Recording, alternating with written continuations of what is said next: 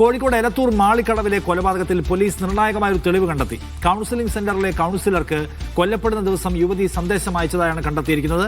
ഒരിക്കലും താൻ ആത്മഹത്യ ചെയ്യില്ലെന്നും മരിച്ചാൽ ഉത്തരവാദി വൈശാഖനായിരിക്കുമെന്നുമാണ് സന്ദേശത്തിൽ പറയുന്നത്. അനീസ്, എന്താണ് ഈ സന്ദേശം? അത് ഈ കേസിനെ എങ്ങനെയാണ് ഈ കേസിൽ നിർണായകമാകുന്നത്? നിഷാദ്, ഈ മാളിക്കടവിലെ കൊലപാതകത്തിൽ അതിനിർണായകമായ ഒരു രേഖയാണ് ഇപ്പോൾ പോലീസിന് ലഭ്യമായിട്ടുള്ളത്.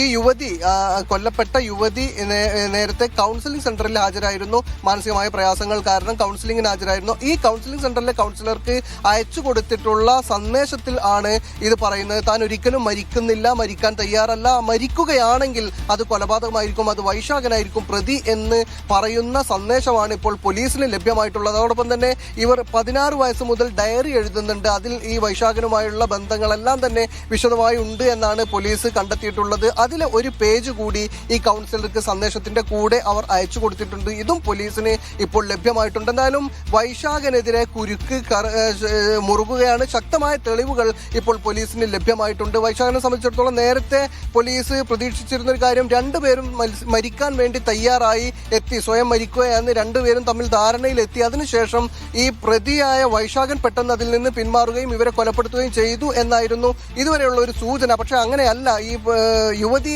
ഒരു ഘട്ടത്തിലും മരിക്കാൻ തയ്യാറായിരുന്നില്ല.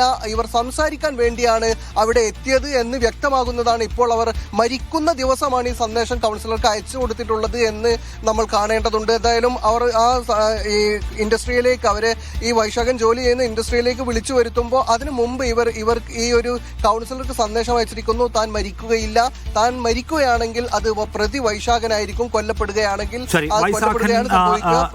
വൈശാഖൻ നടത്തിയിട്ടുള്ള കൊലപാതകത്തിന് ഓൾറെഡി പോലീസിന് ആവശ്യമായിട്ടുള്ള തെളിവുകൾ, CCTV ഫുട്ടേജസ് എല്ലാം കിട്ടിക്കഴിഞ്ഞിട്ടുണ്ട്. പ്രതി കുറ്റം സംഭവിച്ചു എന്നാണ് നമ്മൾ മനസ്സിലാക്കുന്നത്.